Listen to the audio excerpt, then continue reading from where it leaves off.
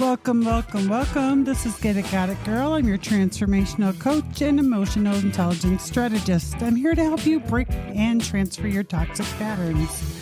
That could be in relationships, family dynamics, jobs, careers, habits, whatever you're going through. Let's break it down. This is episode 14, and we're going to talk about tying up this last couple episodes. We had forgiveness and meditation and joy, and it's all going to be entangled into one. Like, I know that you might be on a path and you might be going uphill and you're finally starting to feel good. Oh, and then comes somebody to try to make you feel bad. Now, we all know, I know, I'll just mention it briefly, the Let Them Theory by Mel Robbins, which Mel Robbins is somebody I've been listening to for years before she even started her podcast. She is amazing. And I have used that theory so many times. And maybe you struggle with that, like you're forgiving people. And then it's like an ongoing thing sometimes. Or maybe you need to step away from certain people or just take a break or just be by yourself and take a moment to work on yourself. And maybe it's you. As I just said that out loud, I'm like, oh my gosh, maybe it's me. I am working on taking more responsibility. I don't want to blame others. I don't want to make excuses. I do feel like there's explanations to how we become. Obviously, we all didn't just become what we are by ourselves. It was our environments, our upbringing, our continued friends in school, your friends as, young adults, your friends throughout your life, your environment where you live, who you hang out with, opportunities. So there is definitely a correlation, I believe, between that. And I am not in my perfection mode right now. And I don't think that perfection is something that we should strive for. I can't strive for that, but I do strive for improvement. And that's what talking about today is that self-improvement, just working on yourself and taking some of the blame. And Alex Harmony, is that his name? Another guy named Alex, I know he said, like, just admit what you did. Not to that effect, but those weren't his exact words, but it's my fault. It's my fault that I'm here. Was it intentional? No, but it's my fault. My certain patterns that I've done have led me where I am. I am 53 now. And if any of you have listened to me, I thought it was 52 this whole year. Pardon me, I gotta get a drink. Yeah, I thought it was 52. So I was going to say, oh my gosh, I lost a whole year. Are you kidding me? This year, I have gained so much. This has been the most self-growth, self-development that I have ever learned, and sharing my experiences with you is another part of that, because this is what happened to me. And I'm not using a script at all right now. So this is usually how I do the bonus, but let's just do episode 14 non-scripted, which is so weird because I have ADHD. So I do lose my train of thought, which I just did. Okay, so please hold. I'm going to do a strategy that works for me as take a breath, because I know I'm super excited to explain some things about this. So I went and took a couple of breaths. I usually was not a believer in breath work, but this one method that I do works for me. I will put my hand on my chest, and then I will actually put it on my heart. Close my eyes and take a couple deep breaths in and out. And that seems to get me back to where I need to be. I do have ADHD. My brain does think of every different category, and I'm trying to think more slowly and calmly. I did jot down a few things. So just to recap, like the last couple episodes were about forgiveness and meditation and using, strategies to cope. But right now, I just wanted to talk about everything tied in one, the forgiveness, which is, I no sooner recorded the episode about forgiveness and then was handed a bunch of things. And that's another thing. Let's talk a little bit about holidays. Okay. We all know this is something that is being talked about lately. You don't want to go, but you want to go because you love your family. And then there's always a couple in your family that make it difficult. Maybe that one that just throws digs at you and thinks it's funny or laughs at your expense, maybe on purpose, maybe not. And just imagine I had just started building myself up and I'm like, no one's going to bring me down. I'm feeling good. I'm feeling confident. I have joy. And then, little by little, I feel like some people will poke you. Okay, well, you can, there's coping mechanisms. You can, do techniques. You don't have to listen. You don't have to talk. You don't have to engage. If someone tries to poke you, you don't have to poke back or you don't have to say anything. And my old way would maybe be to say something even meaner. Ooh, we got that wicked tongue. And I was like, nope, that's not going to help. That doesn't help me. That doesn't help them. I'm not doing it. And so I'm feeling really confident, long story short. And I'm feeling really good. I've been dealing with all the issues of working on myself for a year after a very emotional, hard breakup for me. And some of you have listened to my story, so So I have worked a lot of work, and I was feeling really good. And then I wasn't going to share this because I'm kind of dancing around it. So I was feeling really good. We all have that kind of person in our life, maybe that, I don't know if you've noticed this, you're feeling really good, or maybe they like to wreck holidays or birthdays or anytime they see joy in you. And so that's what I just wanted to talk about a little bit today, just touch on that. And as you can hear, I'm shaking my voice because you know what? It does feel like, I don't know, sharing this feels like I can't quite get the word for it. Blaming, telling on somebody, admitting it's real. But it was pretty traumatic, period. It brought back a lot of other things in my past, and that's what I'm working on. So that's what I'm going to follow through with that. And you can see it's a sensitive subject. And let me see, how can I bring this up? Okay, so basically, I live with my mom. I've lived with her and my oldest son for a year since I left my situation. Let me pause real quick. So I've lived with them for a year and, paying rent and stuff. And then at the end, since I quit my soul-sucking job, I haven't been able to find a job. Plus, I'm trying to switch careers, which, wow, at 53, that's a hard one. Now, I do have some schooling, but I have not finished my BA. And if I had that finished, I'm sure that I could have got a job easier in the field that I want. And then every time I go to apply, because I'm like, okay, whatever I need to do to get where I need to go. So I say that to myself and I apply for the job, or I go to apply for the job, which is surveillance, which I've done 20 years of my life and I just no longer can do for just so many reasons. That's a whole nother episode.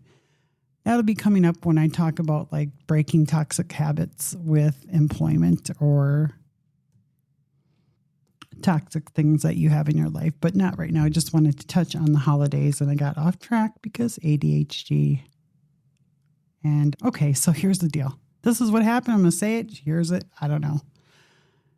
So I live with my mom. I live with my son. I'm very grateful. I am grateful to be there. It gave me the chance to heal, but it's also doing some harm because I don't know. I can't diagnose my mother, but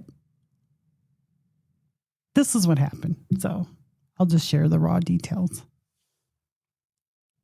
Let's see. She bought a turkey and it's very important to do holidays for me. That's very important. And I thought it was important for her. And then we had opened up and I thought we were getting closer and nope, maybe we're still getting closer, but at the same time, something happened. So she thought that we had unthawed out the turkey.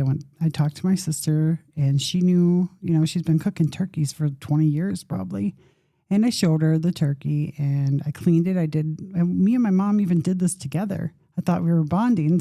And that doesn't take away, we were bonding, but there must be some misfire with her. I don't know what's wrong with her. I can't diagnose her. I just know like my experience. And I know this feels like, I'm sure some of you have gone through this, and it probably feels bad to say out loud because it's so hard to say about, like your parent.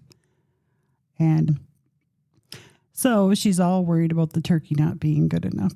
Like, it's wrong. It's raw. It's this, it's that. But okay, this is a pattern. If there's a holiday, she likes to act up. If there's a birthday, it's always about her, and it just like low energy. So I'm like, okay, so I'm living there, and I know it's her oven, but boy, does she make sure to let me know it's her oven. And not for a victim, but just sharing this experience, because this was traumatic. This kind of broke me.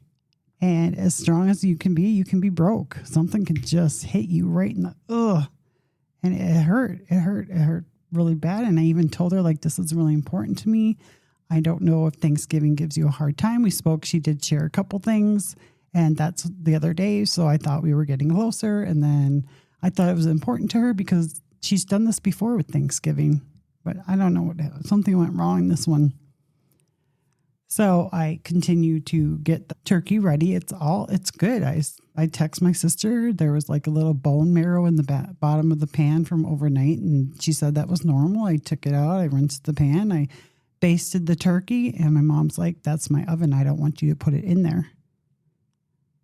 And I'm like, "Oh, come on, Mom." And I'm trying to like lighten the situation, but she is serious. And when she gets something in her mind, you ain't going to be able to do it. And I was like consulting ChatGPT, because sometimes I like to find out what to do in situations. So, and it's like, okay, just calmly put the turkey in, just do it anyway. So I heated the oven. I didn't put the turkey, and I can laugh because some of it is silly, and I have to laugh because I don't want to cry. I want to be able to tell the story right now. And so I turned the oven on to preheat it, and I don't know what I went and did, something just little, because at this time I'm just like trying not to engage with her. I'm just trying to cook the turkey, and at the same time, my nervous system, I am shaking, and that has to be from past abuse, and it is definitely from the last relationship, because that made my body feel very shaky. My nervous system was always a wreck, and it would just be like at a snap of a finger, like someone just snaps, like you think everything's cool, and then bam, it ain't good. So I'm shaking, and I turned the oven on, I preheated, and I'm like, okay, I'm putting the turkey in the oven. You don't have to do anything with the turkey. You don't have to eat it. She goes, I don't want it in my oven. And I'm like, Mom, that's being silly. And so I proceeded to put the turkey in the oven after I basted it. Oh, before I basted, she's like, I don't want you to waste the butter.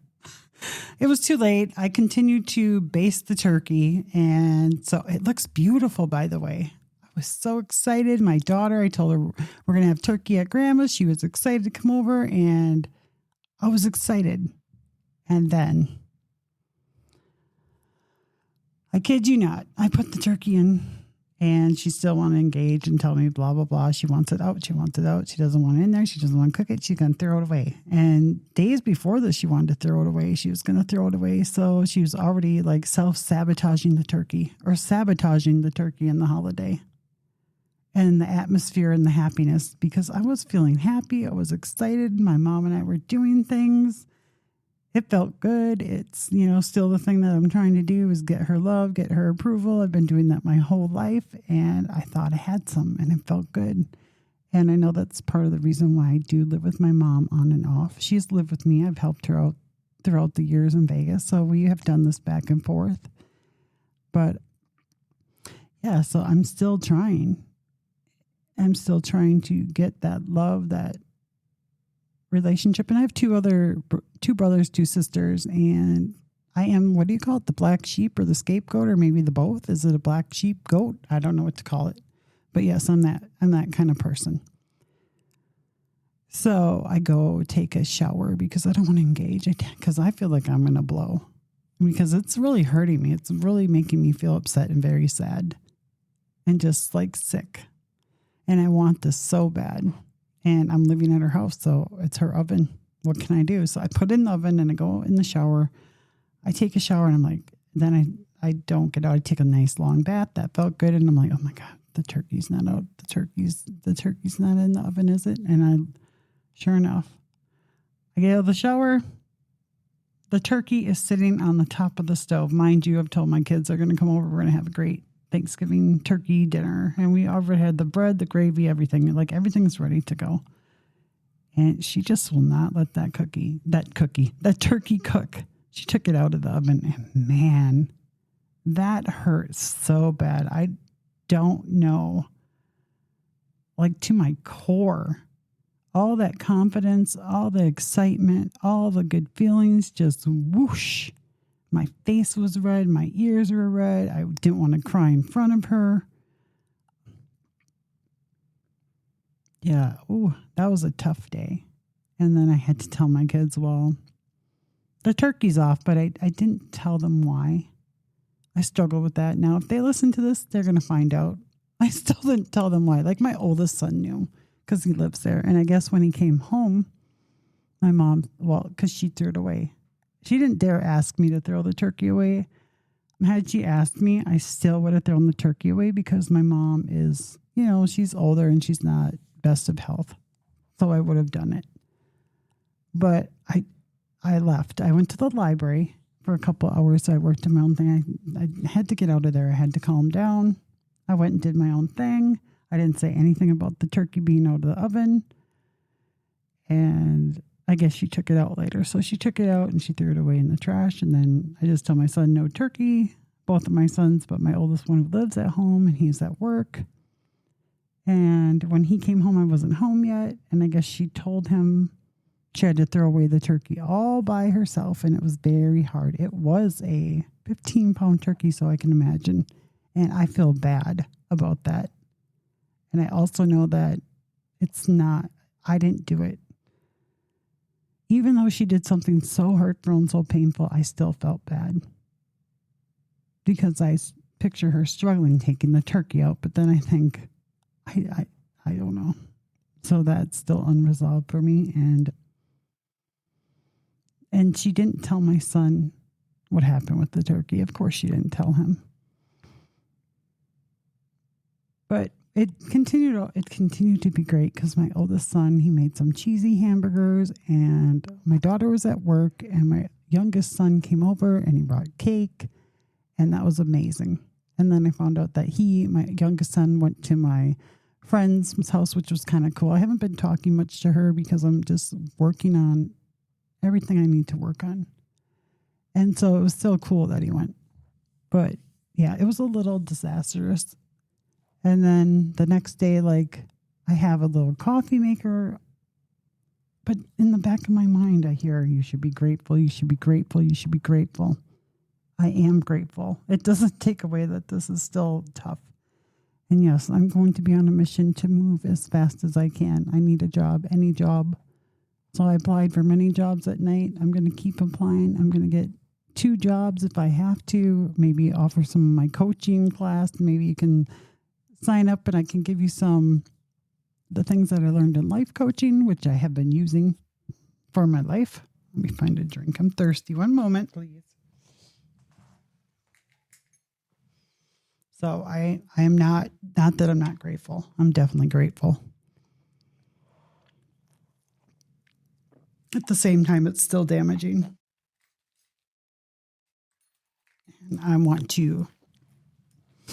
to get out so I can work on healing this part of me. This is a major part.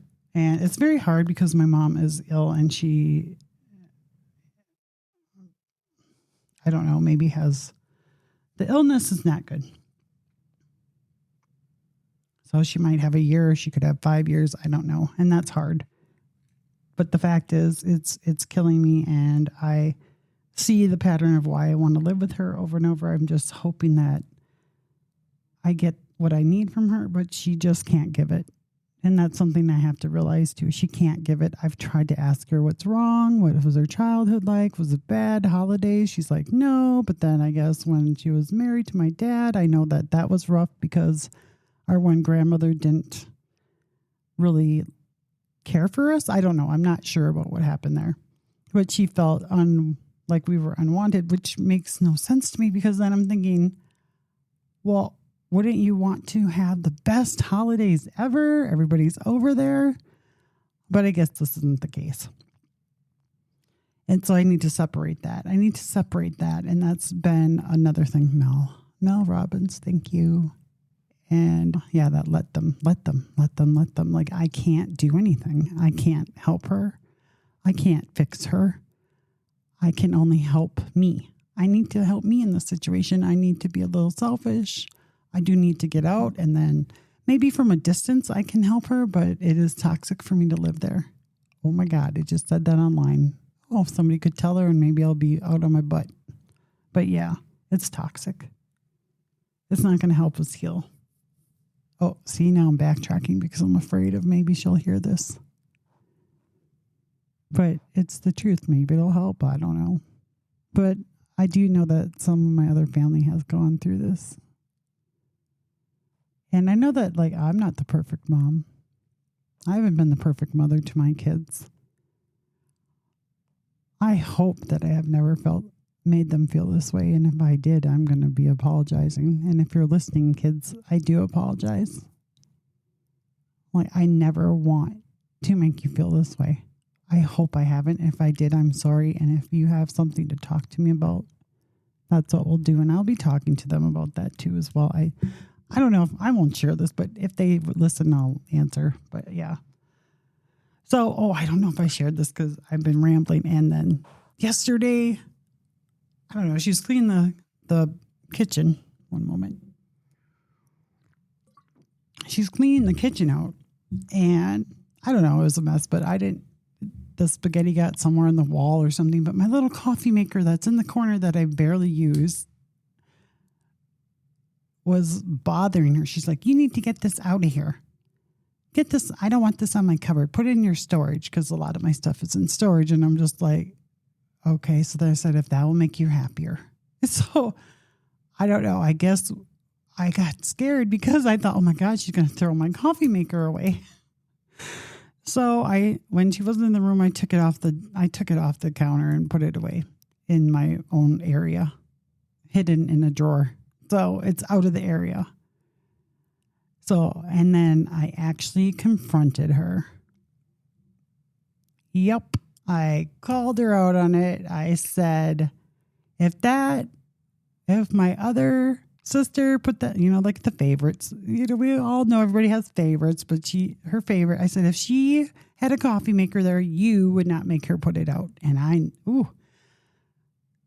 knew it was true. She knew it was true. She's like, oh, that's silly. Of course, denial. But yeah, I actually spoke up. I felt bad after, but I felt, good. I didn't do it in a disrespectful way. But then, of course, she shut her door for the rest of the night. But yeah, this is just opening up the dynamics of family, toxic behaviors. And I'm not totally innocent. I am 53. I'm taking my responsibility, my accountability. I'm grateful. I'm not going to pick any more wars or fight back with her at this time and juncture. I'm just going to do what she wants me to do, lay low, maybe, just work on my plan to get out. And from afar, maybe it'll be better if I'm not living there because I still don't want to cut her off out of my life. But I don't want to be, I don't know what the words are, so I'm not even going to say what I thought I was going to say. But I don't want to cut her off, but I do think some space would be good. And then maybe I'll be more helpful. I'll be able to be more helpful because I do feel like it does, I don't know, stop me from doing more stuff. And I'm definitely, the last couple of days, I can be regular, just normal. Yeah, okay. And just joke a little, but I'm not going to lie. It's hard now inside. It's hard because I'm hurt. That hurt. And that's what breaking these toxic patterns are about. Going through the pain and just recognizing what part you can control, because you can't control people. You can't change them. You can't fix them. Offering unwanted advice to them. That's why I decided to do the podcasting too, because I'm like, okay, if people need to hear it, they'll listen. I'm letting you know my experience, hopefully sharing and helping somebody else going through the same experience. And if you want to not listen, you can turn it off. And that way I'm not giving advice. I try not to give advice. I'm doing things like sharing the tools with you that I will use personally. And then I will not do anything that I don't ask you to do. I will not speak about anything that I haven't been through. I'm not a therapist. I'm not a counselor. I don't have my degree. I'm not licensed, but I do have a license and lived experience. And that's what you can do. Anything that you want to talk about or help or speak on, if you've been through it, you can do it. And I'm talking to myself right now. It's my duty to share this. It's just my passion in life is to help people and to help people from my pain. And I know you can't stop people from going through pain. I've learned that with my kids. Like, it's so hard when they're going through something difficult. I can't take their pain away. I can't fix it. I try to give advice, and then that kind of backfires. And you can only just share what you've been through, and hopefully something that you shared helps somebody. And in the meantime, it does help you. So if you listen to Get It, Got It, Girl, I really appreciate you. This is episode 14. It's off the rails. It was not, obviously, there was no notes in front of me whatsoever. Okay, so Get It, Got It, Girl, for this week, I want you just to take it easy and work on yourself, and also just be a little extra nice to yourself. Holidays are tough. Holidays are full of joy, but they're also tough. And also remember, some people don't have people in their lives, like maybe including you, like you just don't have the person that you love, and we've lost loved ones, and it's hard. So be good to each other. That sounded like Jerry Springer. Be good to each other. But yes, be good to each other. Know your limits. Take a breath. Take some coping skills. Now I feel like I'm giving you advice. I did. So yeah. Okay. Well, I'm going to work on my podcast format. Okay. So Get It, Got It, Girl. Just want to get you out there, and let's see if we can get some music on for you. Yep. There it is. Get It, Got It, Girl. This is episode 14. All right. Holidays, and it's just a mix of everything. We'll just call this the holiday mishmash. I don't know. Get It, Got It, Girl. Getting you out of here, and I hope you have a great week. Thank you. And one more thing. If you are having a difficult week, let's do this. Okay, I'm going to clap for you, because wow, if you can do it, I'm here for you. I'm here to listen. I'm here to share my stories. As always, reach out to me, getitgotitgirl.com, fan mail on Spotify, or is it Buzzsprout? Whatever you need to do, just reach out, share the story. I hope this helps you. Thank you. Have a great week.